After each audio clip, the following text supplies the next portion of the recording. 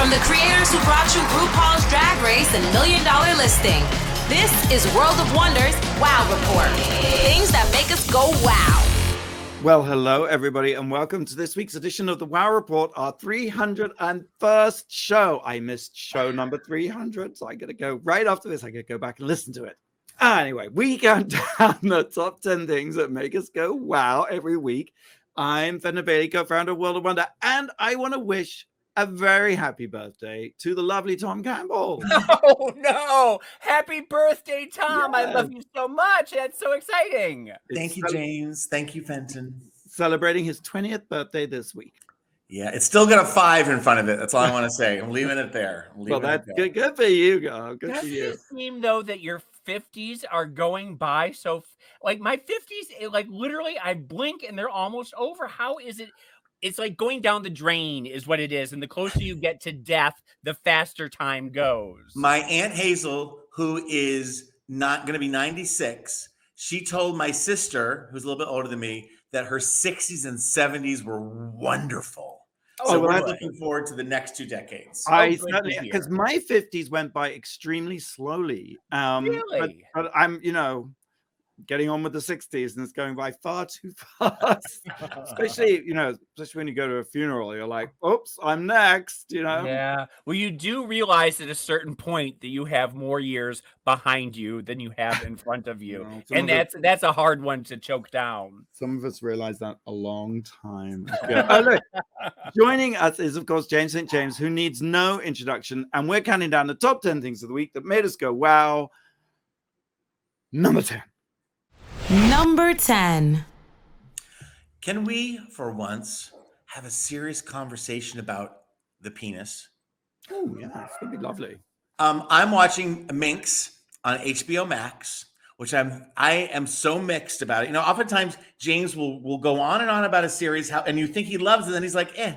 And I have watched like 8 episodes of the Minx, and I keep being disappointed. I keep thinking I'm not going to watch the next one, and I do, so good for them. The premise is sort of a fictionalized, set in the early 70s, and it's like a feminist woman hooks up with a pornographer, and they create basically Playgirl, but they call it Minx. So it's kind of this sitcom setup where she's like really kind of asexual and super nerdy feminist who compromises to put penises in the magazine in order to get her dream published.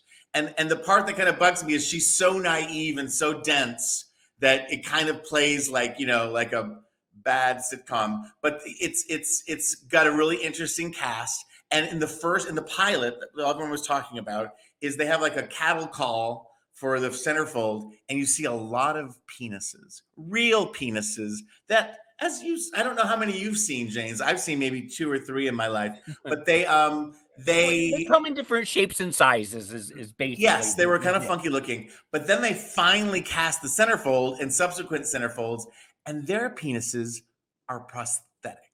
Oh, are big, long pieces of rubber, which I can spot a mile away. Sure. And then in an interview in the New York Times, that's why we're having a serious conversation about penises. The creator, whose name I, of course, can't remember because of COVID, Ellen Rappaport, maybe that's her name, she said that penises are really finicky on set, for continuity, a little cold breeze. They change sizes depending on the weather and the level of excitement. And because of that, I've done for the first time, I've looked at pornography online. And just covering my bases. And it seemed in the videos I watch, there's a lot of consistency going on. So I don't know. We haven't seen that many penises. It's becoming a big thing in Euphoria, everything else. But so many of them are fake.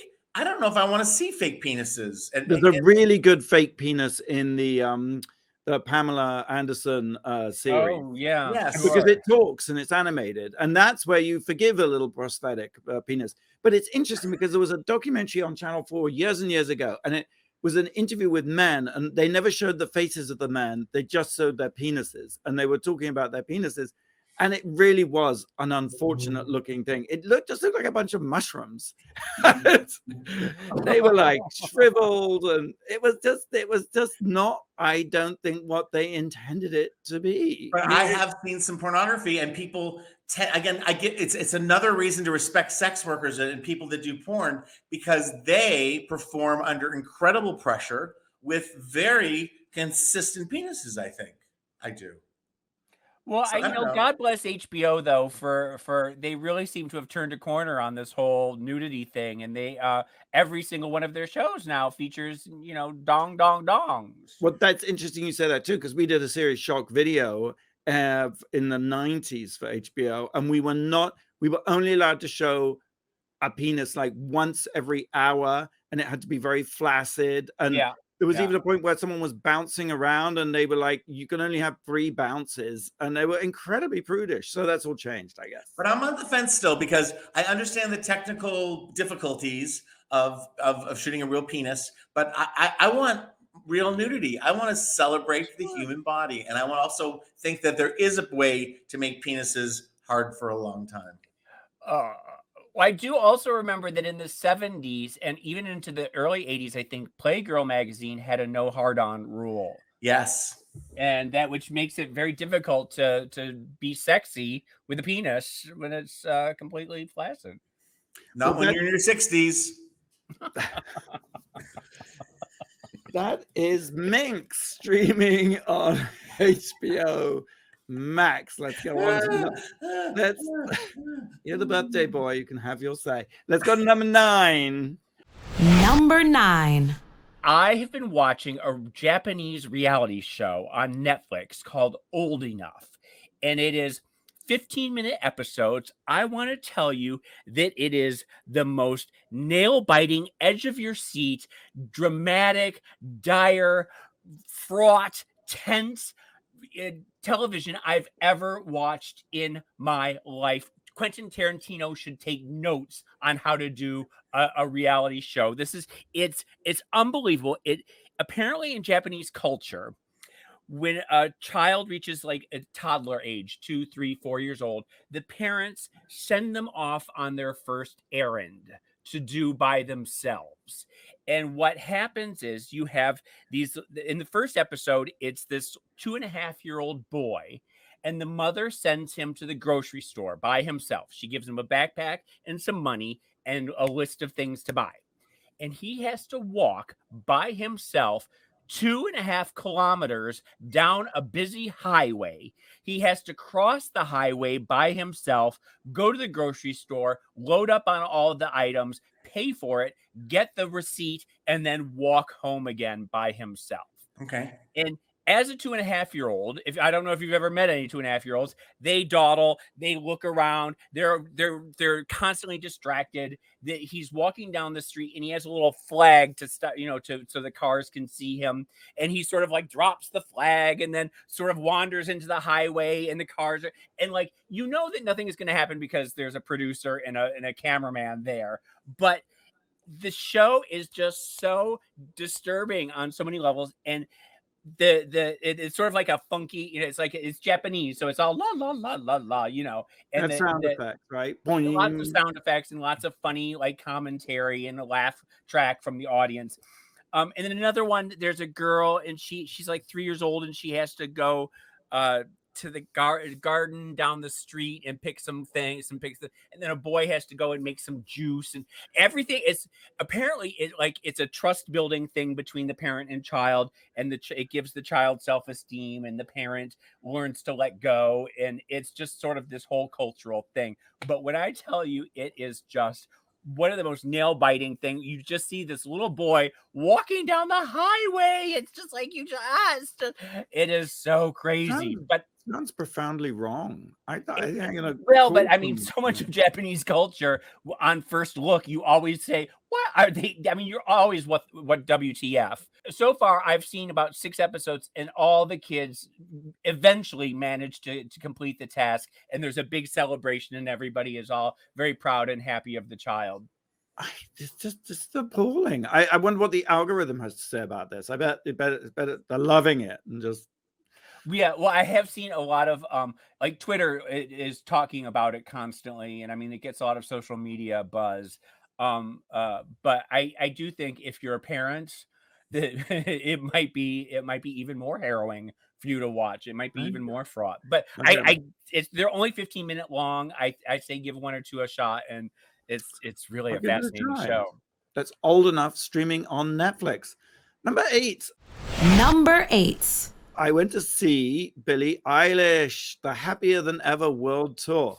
So she's been doing it for a while, and it was the last date of her the US leg, and now she's going off around the world. Have you ever? What are your feelings about Billie Eilish? I love Phineas. Mm. He's so handsome and such a good brother and so talented. Oh, so talented, Tom. They seem really talented, really accomplished, but they strike me as a little blah. She strikes me as like not the most fun lady in the room. Not that she's not fun, but just like for entertainment for me. And I'm old. You know what? She was fun, but the show was incredibly sort of understated in the sense that it's just a stage, and I think there's a drummer, and then there's Phineas. So 3 of them on stage, and really Phineas and the drummer are very much in the background, and she commands the stage. It's extraordinary, really. She completely commands the stage for the whole show, but doesn't really do anything in the sense that it's not like a Madonna, throw everything against the wall and you're gagging on the spectacle.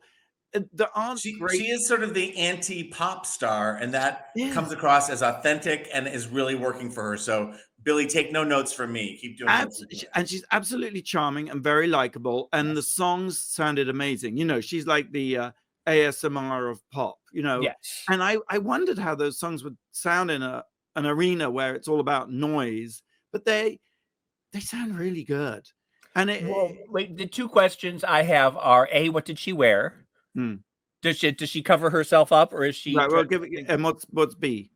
The B is what is the median age of the people in attendance, and did you go with like Nolan, and how did he feel about it?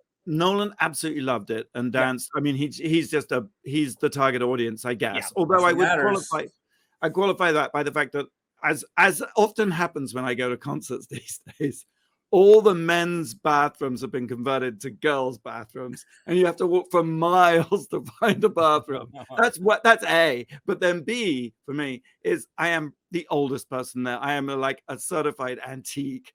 So it's a lot of very young girls, but just a lovely. And she was so nice. She was very much like very much a leveler. She wasn't into any sort of statusy stuff, and I guess that goes with the fashion that she was James in shorts and baggy clothes, and but it was just really great. And but it's interesting because there's so much emotion and atmosphere in the music, but she doesn't really say anything. You know, it's not like, and then she did this and then she did that.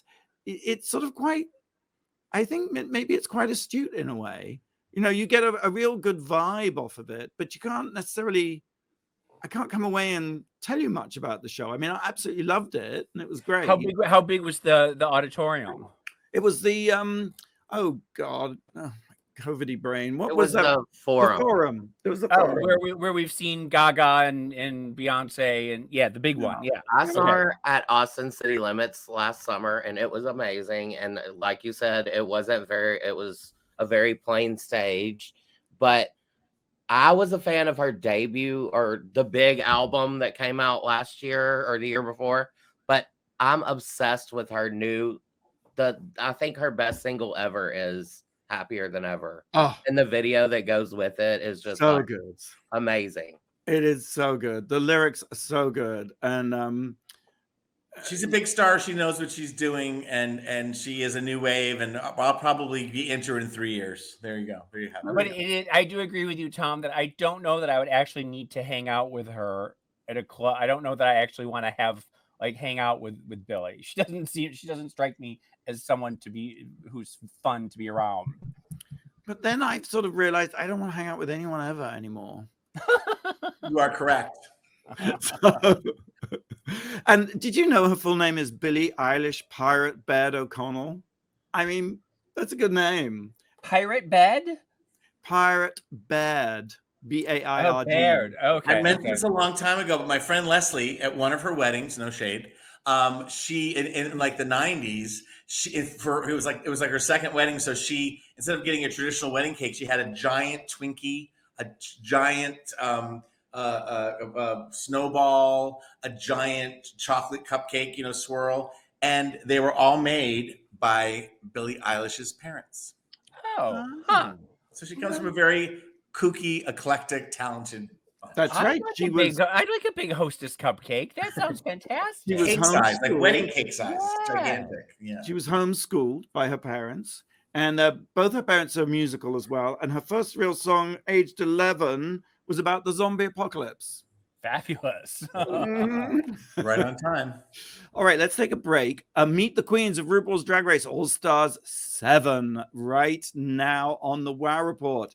Episode 1 and 2 premiere on Paramount Plus and WoW Presents Plus outside of the US on May 20th. And the hook has been revealed. It's all stars, all winners. Everyone competing is a past winner.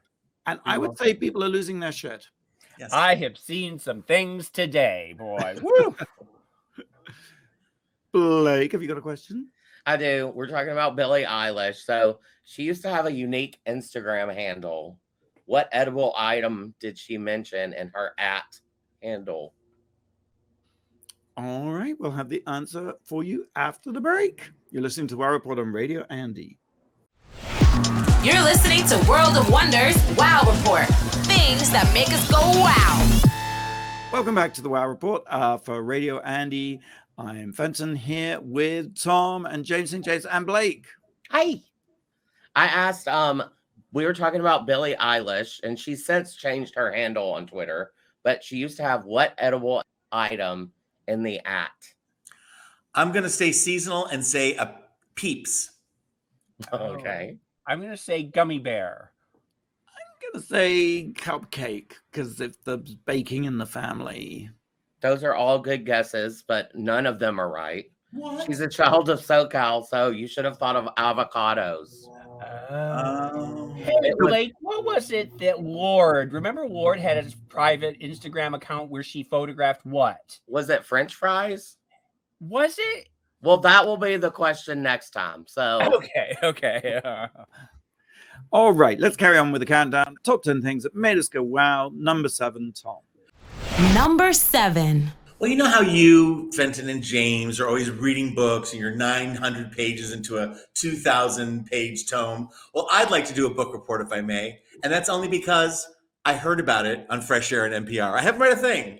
But Molly Shannon, the beloved Molly Shannon, and we know we love Molly Shannon with every core of our being, but hearing her on this Fresh Air interview just reactivates your love in such a potent way. She has written a book, a memoir called Hello, Molly. She has me, right? Hello, Molly. Well, hello, Molly.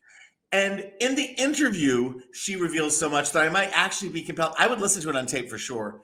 But she tells Terry Gross that she was in a car when she was 4 years old with her mother and her father and her two sisters, an older sister and a younger sister.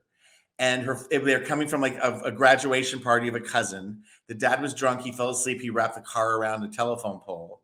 When she finally woke up, she didn't know where she was. She's in the hospital. She learned finally that her mother and her younger sister had died. And as she was told by everyone, gone to heaven. So she spent the rest of her life. And she's not sad about any of it. I mean, she's real. Her emotions are real, but she's just this force of life, Molly. So it doesn't feel like you're going to a bad therapy session with her, but you feel like you're hearing from somebody who's really smart and process things and work through things emotionally and everything else. Way. Her father was so injured, it took him like 2 years to be able to walk. And she just felt very alone, but she, overachiever and all that kind of stuff. And then she talks about her dad, who was, just eccentric and try to make everything funny. Like they'd go to the grocery store. He'd say, let's pretend I'm blind. And so they would role play like him being blind, and he would bump into things and do shtick and knock things over. She also said that every now and then he would be worried that they weren't cleaning things up. He was a little moody, a little mercurial. And sometimes he would take Dexedrine, I think, and just vacuum for days. And one time his sister came up the stairs and said, and it was like 6 a.m. He goes, Dad's still cleaning downstairs. But she only has fond memories of him. And then later in life, he was in his 70s. She had a manager, and the manager said, have you ever thought? Oh, the other Dexedrine thing is he would play Judy Garland and vacuum. And I love that. I'm going to start taking Dexedrine and vacuum on Judy. Exactly. How I love you. How I love you. So she had a really good friend who was her manager, and the manager became very close to her father during business. And he was gay, the manager, and he said, did you ever consider that your father's gay? And her father had been gay the whole time. And she said the revelation to her was so, which I understand because I found out some flaws about my parents at some point, and it didn't, instead of tarnishing them in my view, it just made me understand them more fully as humans. And so it's just this incredible thing. It talks about Saturday Night Live. Anyway, she's so forthcoming. I can't imagine how forthcoming the book must be. Are you going to read the book? Are you going to read the book? I might listen to it. I don't read. Right. I don't like to read. I saw Molly Shannon. I was picking up some Chinese food, and she was coming out as I was walking in the door, and it was just one of those like the love that I feel for Molly Shannon. I can't explain it, but there's just something about her that I connect to, that I love. I don't think I've ever heard anyone say anything bad about Molly Shannon. No, and she's been driven since she's a little girl, and she sort of says, you know, she realized at one point in the beginning of Saturday Night Live when she was famous finally, that it was all kind of, it sounds cliche, but it was all, she didn't want anyone's approval, but she wanted her mom's, you know, she wanted her mom's that she couldn't get, and to put it all in perspective. And from that moment on, she decided to do what she wanted to do and enjoy the process. And you get that feeling from her that there's joy. There's so many projects she's doing. Last thing, I'm sorry we're out of time, is she talked about her father's last words, and he was dying, and he had like oxygen, and he said, he goes, small parts, movies. And they're like, what? They're trying to like eke all this, you know, information from him and wisdom. Like, and analyze this. And then he died. She was in a movie, Analyze This, where she had one small part, but he loved it so much, he wanted her to continue to do feature films and just pick the juicy roles and not have to be the lead. So she tells it, it's very funny and very sweet. But then he died. Those are the last words he gave to us. So. The takeaway, a little bit of takeaway I'm getting from this, though, was also like things about like her dad. Like when you said Dexedrine, I thought, might be gay, because it was just like, well, I know, yeah, Dexedrine and Judy Garland. I was just thinking of James vacuuming. I just went to a gay place. But it's funny, isn't it, that things will be in front of you about your nearest and dearest that will never cross your mind, even though it's right there in front of you. Yeah, it's true. And we learn at different times and for different reasons. And I am going to read the book. Damn it! I'm going to listen to it. I'm going to listen to it. Next week, come back and talk. We'll talk about it again after you. I think we should talk about it forever. Hello, Molly. Molly Shannon's memoir. Get Hello, Molly on Amazon. Number 6, James.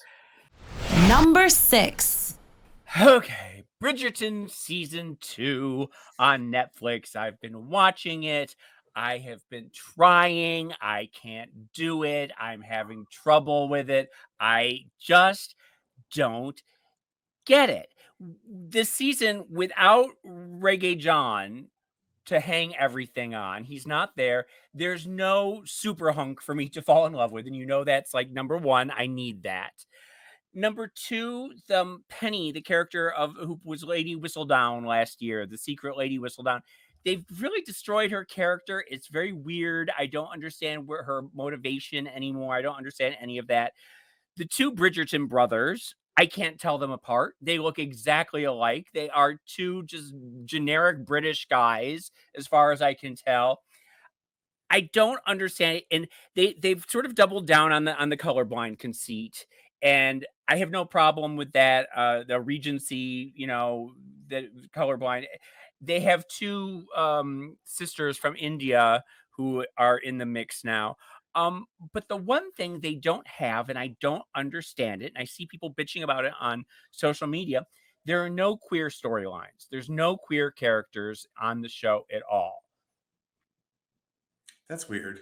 Well, their last season? No, there had for 2 seasons in, and there hasn't been any LGBTQ representation. And Tom, I ask you, is this a Shonda thing? I've heard from other people that Shonda just doesn't do queer characters or that's not her forte, and so she Well, doesn't they've even got try. Ryan Murphy to do that, right? So Yeah, but There you know, were gay characters on Scandal, which is really my only Rhonda ever watched every episode of. well, there was a non-binary in season 13 of Grey's Anatomy, and there was a peripheral character in season 2. Yeah. But apparently, people say that Shonda just doesn't give a fuck about the LGBTQ community.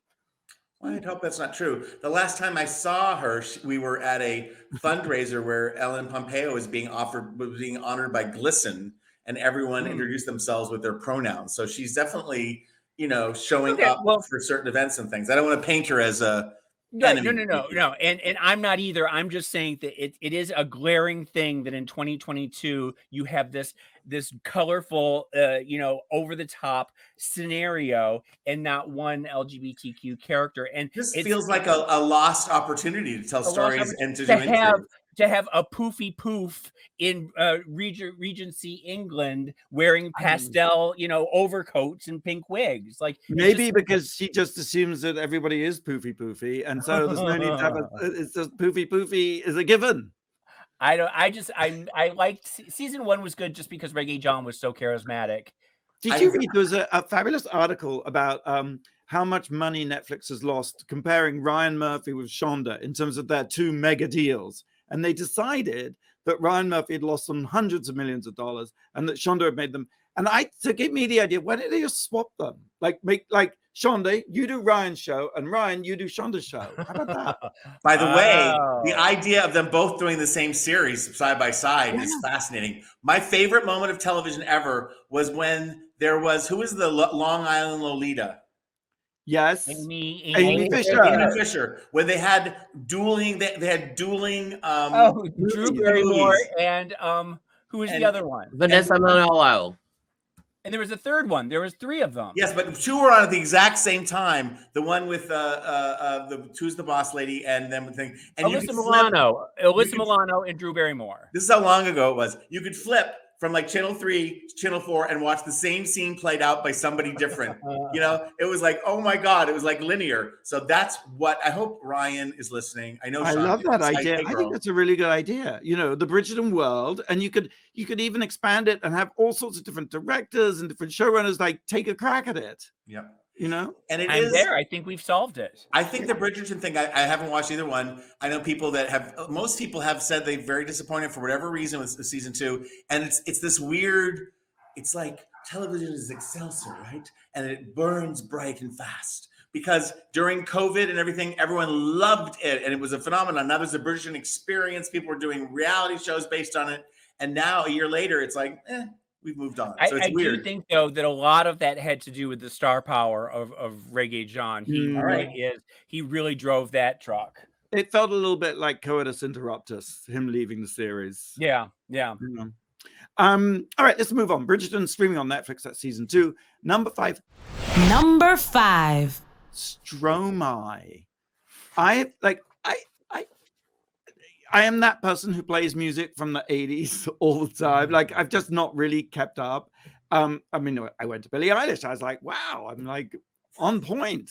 But I discovered recently a friend turned me on to Stromae. I'd never heard of Stromae. Of course, St. James, you had. Well, if you ever read the WoW report, we went on a year-long binge where every day we had another Stromae video, and we loved it. This was 2014. This was many years ago. Would only be so long before I put my foot in it. But yes, in 2010, I think he emerged on the scene with Allure on Dance, and he is he's Belgian. He's of color. His father, I think, was Rwandan. He grew up in Belgium. He's super thin, super tall, and absolutely gorgeous. And he came on the scene and he said, pump up the jam. Remember, pump up the jam when the jam is pumping. He loves Eurodance. And he's like, yeah, I know it's not cool, but I love it. And I'm with him on that. Like, love Eurodance. Like a little disco, a little electro, a little rap, a little, And that's definitely, I would say, his signature style. Then he disappeared for like 10 years.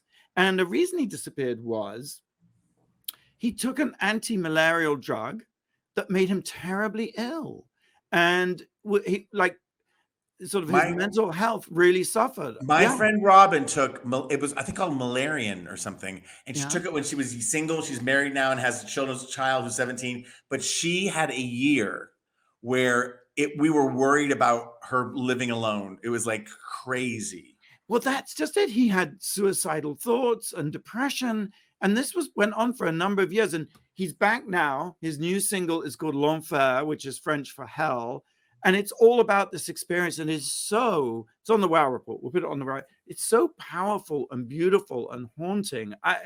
And just when people sing things in French, they sound more profound anyway, you know. What is interesting when you're watching the video and you have the subtitles, and it's a sad song, and it starts off at, you know, and you're looking at him because he's so arresting looking, and then he just sort of says, "And I have suicidal thoughts," is one of the lyrics, and it sort of gives you like a little gasp because you aren't expecting it to, and then the song just goes there, and it's a very dark but beautiful song. It really made me cry. And I love the video. It begins as an ultra close-up on his eyeball, and the whole video is just gradually pulling back until he's a tiny speck on a giant stage. And so from that, I then started like Googling and YouTubing, and oh my God, like he's such a fantastic visual performer. He did a cover of Carmen, and it's just mind-blowing. And then I'm like, why isn't he huge in the States? And I know, had I read the Wow Report, I would be better informed. There are a couple videos. I sent you one where there's sort of a bisexual. He's in bed with a guy and a girl, and he wakes up. Half his face is woman, and half his face is man. And of course, that's a trope. But he does it so well. Like, he looks so beautiful in clothes. Like, he should be a fashion model. He's one of those people. He is. He has a fashion line. He has so Stromae, right, which is his name. That is an inversion of Maestro. Oh, okay. Right? Yes. Number one. And then his clothing line is called Mozart, which is also an anagram of Maestro. And the clothing line is fantastic. It's big, bold prints, and Google it. I think just go Mosaert. I bought some. I had not been aware that he had been away for so long, and it's good to see him back in public eye. And wishing all the best for Stromae. I love him. Absolutely, really, really stunning. All right, let's take a break. Drag Race España now streaming on Wow Presents Plus, season 2. New episodes every Sunday, 11 a.m. It is crazy. Drag Race España. It is like an Almodovar film on Dexedrine. That's all I'll say. It's been blowing up the internet this week. It is. Do you have a question for us, Blake? I do. As James said earlier, what food did Lorde, the pop singer, secretly run a fan-obsessed like Instagram account for? All right. We'll be right back after the break. You listen to Wow Report on Radio Andy. You're listening to World of Wonders Wow Report. Things that make us go wow. Welcome back to the Wow Report. I'm Fenton here with James and Tom and Blake. You had a question for us. Yeah, the pop star Lorde, she used to run an Instagram account where she tried all different kinds of this type of food. What is it? I am going to stick with my seasonal answer, Peeps. I'm going to say, wasn't it like Cheetos or something? I think I'm going to go avocado. No, it was onion rings. Oh, yes. Okay. Her last tweet was, her last Instagram was in late 2021, and she tried Funyuns. Okay. Have you ever had a bloomin' onion? I love them. Mm-hmm. I can't. We should all take a trip to Outback Steakhouse in Burbank. Let's do it. The next edition of the Wow Report. 302. An offsite, if you will. I'm feeling thirsty. We've reached number 4. Tom. Number 4. Today, April 15th, is the launch of a very kind of exciting, different kind of venture for us at World of Wonder. But Randy and Fenton have invested, along with RuPaul, and a woman named Marina Hahn, who I know very well, who's is a co-founder of Svetka Vodka. And together, we're all working together to launch a new canned cocktail called House of Love. And it's cocktails and mocktails. Everyone's included in the House of Love. Drink responsibly, Henny. And the idea is there's already this so many brands try to like create media tie-ins or create an aesthetic or a brand or a feeling. And we're trying, God bless us, to sort of capture in every can the light, laughter, and love of RuPaul's Drag Race. Like, and people get together in bars to watch it. They have their drink at home. So we're trying to create this canned cocktail, which is all the rage. The kids love a canned cocktail and mocktail that you can order online at houseoflovecocktails.com. Now, does the can come is there like vodka in the can with some sort of juice, or do you have to mix it in? No, it is. The flavors are tangerine margarita, which and it says how much alcohol is in it. But that's like a very delicious. I have not tasted these. Fenton, you have to give the taste test. I have. I'll just say that the tangerine margarita is delicious, and it so happens to be the strongest. I think it's the ABV is 11 or 12%. So pack that kick. Yes. There's watermelon vodka, which is yummy, kind of summer all year long. There is a strawberry daiquiri, excuse me, which is a rum-based drink. And then there's pomegranate lime. And those are the cocktails. And I haven't tasted those because I don't drink cocktails. But they're also, and we insisted on this because it's not only is it trendy, it's just like everyone should have fun at the same time. We should all be together. There's lots of reasons people don't drink alcohol. So we're starting with launching with 2. We have many more planned, but 2 mocktails. One's colada, which is delicious and frothy and yummy. And another one is ginger mule. And if you wanted, you could add booze to those, but those, so everyone can join in the fun. And the cans are beautifully designed. It's a combination of Scott McDonald, who had worked with me, and your genius, Tom. You're being far too modest here. Well, your own genius is a key ingredient. Delicious one too. It's delicious and wonderful. And it is funny. And before I started working at World of Wonder the summer before, Marina, who I know from my friend Elena from college, she's like a family friend. I have Thanksgiving with her. And they were out in the Hamptons or something. And Marina was just starting this vodka called Svetka that no one had heard of. And she needed some jokes written. And so they go, and I was sort of in between things. And Elena said, call Tom Campbell. And Marina goes, that's the worst idea I ever heard. She called me. I did something for her for a month. And it turned into like a 7-year thing that overlapped with World of Wonder, and I was very open about it. But this was the Svetka robot, wasn't it? Yes. Is that all you? Yeah. Yes. And we Tom. So at one point, we were launching Drag Race, and I was helping. I was writing for the voice of RuPaul. At the same time, I was writing for the voice of the Fembot, which was, and then they sold that company for lots of money to Constellation, and we moved on. But it was. I didn't know I had marketing in me. My dad was kind of a hometown marketer, and it's sort of what we do, Fenton. We have to sell stuff all the time, shows that never get made, but we have slogans and pictures and billboards and all this. And so it's kind of fun to bring that to a product. And who knows? It's a bit of a gamble, like anything is, but it's a calculated one. And I think the best part of it, and this is what I love about World, for me, it's like Marina, one of my best friends, Scott, one of my best friends, who I met through work, Randy, Fenton, RuPaul, people I just jive with, and we all come together. We have this thing. Let's build it. Let's grow it. I won't stop. The House of Love is Margaritaville. I'm just teasing. I love the can. It's like because it's a House of Love. It's lovely, hot, and radiating. Why didn't you send them all to us, and we could have had them while we were talking today? Because, honey, the little elves are making these things as fast as they can. I'm going to share with Blake a video we have of the tangerine margarita in the Laverne and Shirley factory.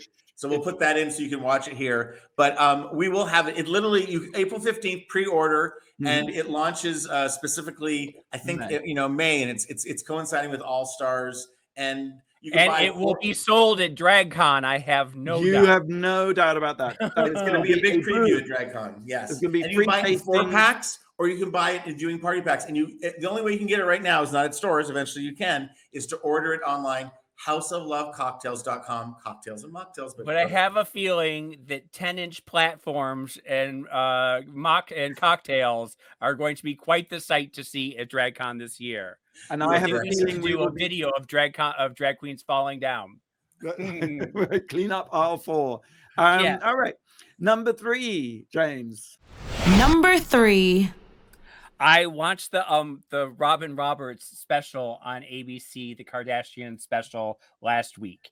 And one question, was it a special or an infomercial? Well, that's just it right there. It was as puffy a puff piece as I have ever seen in my life. It was softball question after softball question. It was basically, like you said, an infomercial for their new Hulu series coming up. And ABC and Hulu are both owned by Disney. Yes. And so the hardest question was, Kim, last month, you had a bit of a scandal when you said that women need to work harder, and everyone came down on you and said, you're famous because of a porn tape. How do you respond to that? And Kim was like, my goodness, I did. If you took offense to that, I am so sorry. That was the big takeaway. I love Kris Jenner. I think she's absolutely fantastic. Mom boss all the way. I do like all the Kardashians. I could sit and watch this all, what are they wearing? What are they talk? The other big takeaway was that Kris says that she and Caitlyn talk at family gatherings now, and that's all good. Kim talked about Kanye. She talked about Pete Davidson. It's all good. It's all good. I love that there's extensive note taking during our Kardashians. There was. So anyway, it was what it was, and I'm reading some sort of reviews. It's not out yet. It comes out very shortly. The new series on Hulu. My favorite thing is, you remember just a few months ago when I was in New Zealand and the series was ending on E and it was all tears and they were all just like, I can't believe this is ending. It's over. And then the next day they start in production for the next one. Exactly. But people try. I think the Kardashians are beyond critic proof. It's like, it works. People try to dissect it and put it through sociology. It's just like, they're super fucking compelling to watch. And they've been, it's been 20 years of that and 20 years for the Hulu thing.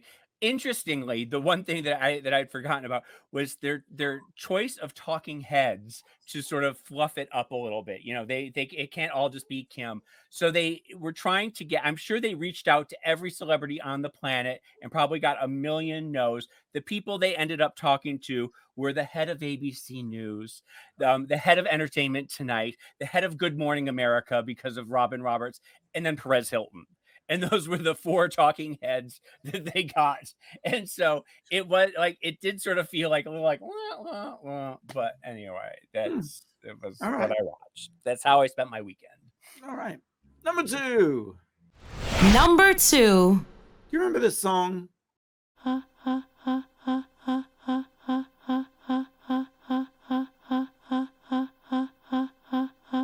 Superman.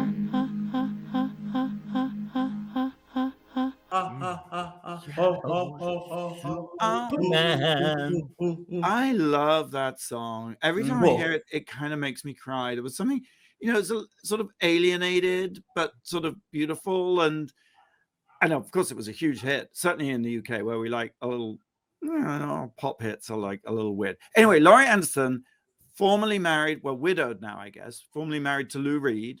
She's 74, and she's back in the news because she has a big exhibition, I think at the Smithsonian or the Herschel Museum in DC. And it's running from now until July, so there's plenty of time to go see it. And it's like the definitive Laurie Anderson exhibition. And there was a CBS This Morning, which is about my favorite news show, the Sunday show, where just things go at a gentle pace. Anderson Cooper did a lovely interview with her. He also did it on 60 Minutes as well. It was on 60 Minutes. Oh, maybe it was 60 Minutes. Maybe it wasn't CBS This Morning, right? It was 60 Minutes. I'm having a moment. I never watched it. So, yeah. And she's back and she's got this big exhibition and she just did Anderson Cooper on 60 Minutes. She was just on 60 Minutes. A lovely interview with her. And, oh, man, I love Laurie Anderson. I can't really talk about her. I just don't know what to say about it because she's just so genius, Well, it's one of those things. I was probably 14, I think. And I didn't know anything about her. And I remember going to a record store and seeing that cover, that album cover with the white glasses and the violin and the white suit and the white backdrop. And I remember just thinking, what is this? And going home, not having any preconceived notion, putting the needle on the record and just being transported into this alternate reality that I'd never imagined, and it just blew my teenage mind that performance art, and Yes. it's art, and that existed, and that is what I wanted to do with my life. I wanted to be Laurie Anderson, and she just that voice is so just transports you even when she's just talking. Yeah. There's just a soothing. It's talk about the original ASMR, the original Yes. Billie Eilish. I was tying her to Billie Eilish. I was thinking that just now. Like maybe if Billie Eilish added some stuttering to her. No, but is it, James? I hadn't. That's it. Yes. Yes. And no, but that's what always sort of gets your goosebumps going is you love that type of thing, and she is the original. she is the original. I OG. saw her when I first went to New York. She was at the Brooklyn Academy of Music, and she performed United States, which is this whole sort of cycle of songs. And she's just mesmerizing. And oh my God, thank you so much for saying that. One thing she says in this interview, I cannot let go of because I think it's so great. Oh, Superman is it's tape loops. It's as Tom just sang beautifully. It's tape loops and vocoders. And so she's seen as a sort of EDM artist, very electronic artist. And she said that, technology cannot save you. And if you think technology is going to solve your problems, you don't understand technology and you don't understand your problems. And I just think that gives me goosebumps. I'm going to start crying again. So, what's the song that she does with the pilot? Because it says you are. Remember the pilot? The plane is going down. What is that one? All the tracks on that album have got this sort of haunting. It's like sort of Kraftwerk unplugged. Or it's like a disconnect, but it's also sort of like a negative, like from another world. Yes, it sort of gets, even though it's sort of got a techno feel, gets to the heart of things. But it's like the robot Hal from 2001: Space Odyssey doing dance music. Yes. Oh my God, it's really, really good. So we'll put a clip of her doing "Oh Superman" because it's just you can't. All right, we're going to take one more break. From Ron and Jeff, the editors of Trixie and Katya's, comes a new show called Why Are Humans? And it features, of course, Trixie Mattel, Katya, T.S. Madison as well, and more. Premises: in the future, humans are extinct and robots rule the world. And there's a sentient slot machine lamp, jackhammers, and they're sort of members of this robot high council. You know what this show reminds me of? It's a little bit like MST 3000. And it is genius and brilliant. And the one place you can watch it is Wow Presents Plus. I had a feeling. And I'm very excited because I just we're making t-shirts. And don't you just love this t-shirt? Look at that. Oh, that's so cute. It looks like a radio station or something. Yes, it looks like thank you, James. And it's a vinyl iron-on transfer. You know, like old days when they made t-shirts like that, we had iron it on. So very exciting, very exciting. It's really good. When we come back, the number one thing that made us go wow this week. You're listening to World of Wonders Wow Report. Things that make us go wow. Welcome back to the Wow Report. I'm Fenton here with Tom and James. We've been counting down the top 10 things this week that made us go wow. What's number one? Number one. We haven't done this in a while. We used to do it in 2016 when we first started. We were doing Hero of the Week because we needed heroes during that dark time. We had Resistor of the Week. Resistor of the Week. Okay. Well, this is a Hero of the Week because it's a feel-good story. They came out of a story that was very upsetting. The subway shooter that happened in Brooklyn this week. And the police were, the new mayor has just had, $6.2 billion added to the police budget. And there have been, 30,000 new police officers hired and nobody could catch this guy. Well, a citizen named Zach Tahhan saw him walking down the street, reported it to the police. He was caught.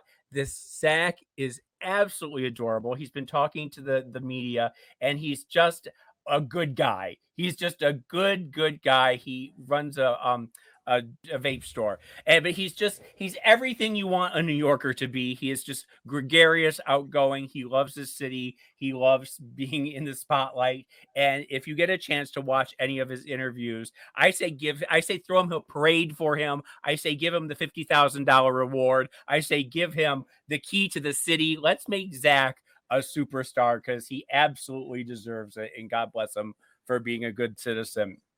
A hero, yeah. That's beautiful. I saw a lot of anti-police tweets in this. Well, that's just it. You know, if you've been to New York and you've been in the subway, they are every 3 feet in the subway station, and yet they just sit and look at their damn phones. They don't help anyone. They don't do anything. And here you have a gunman, and you have 200 policemen, and they said that not only did the police not do anything, but that the cameras in the subway station were malfunctioning. Every camera was malfunctioning. The police were malfunctioning, and nobody could catch this guy. It's a frustrating thing, and I just hate to say it, but I don't think this new mayor is cutting the mustard. I think he's a bad character. I hear you, and I'm going to New York in a few weeks just for fun to reconnect with friends and go to the theater. And you know, my friends in New York are like, my friend Elaine is like, do not go in this. Just promise me you won't go in the subway. It rattles your foundation when something so common, some area so commonplace is so brutally attacked. You know, terrorism. I'm hoping we don't. Again, I'm no expert, but I want to be brave and not foolhardy. But hopefully, this is an aberration and not a pattern of behavior. You know, Fenton, you remember in the early 80s when, New York was at one of its lowest points, and there was, graffiti and pollution and crime, and, James St. James lived there. Yeah. But the subway stations were, graffiti filled and rat filled. And Bernard Getz. But you never for a second said, I can't go in there. You never felt like I didn't feel weird going in the subway station. I wasn't afraid to go in the subway station then. Were you? No. Of course, we were young. We were 18 and foolhardy. But it's strange to me now that the subways that I know so well are so dangerous. Well, I love you guys. Happy birthday, Tom. I hope you're going to have a fabulous birthday, Tom. Well, we love you. And love you too, James. Same time, same place next week. Until then, go out and do something that makes the world go wow.